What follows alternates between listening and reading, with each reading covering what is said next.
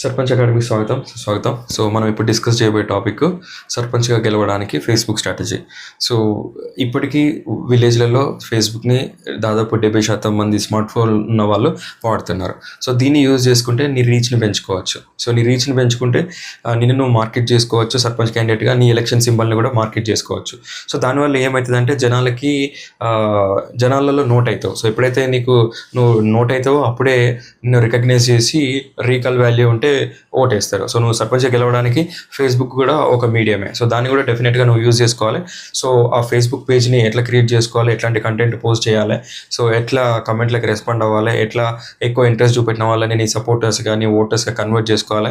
So అందుకోసం ఒక detail video పెట్టినా ఎట్లాంటి పోస్టులు పెట్టాలి, ఎట్లా నువ్వు దీన్ని పెయిడ్ వర్షన్గా అన్పెయిడ్ వర్షన్గా యూజ్ చేసుకోవచ్చు, వైరల్ చేసుకోవచ్చు. సో డీటెయిల్గా ఒక వీడియో చేసిన.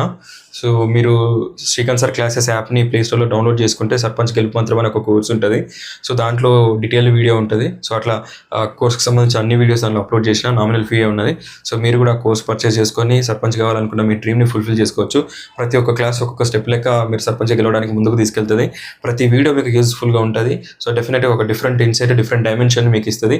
ప్రతి వీడియో వినడం ద్వారా మీరు ఎక్కువ ఓటర్లు అట్రాక్ట్ చేయడానికి ఒక స్ట్రాటజీ క్రియేట్ చేసుకోవచ్చు.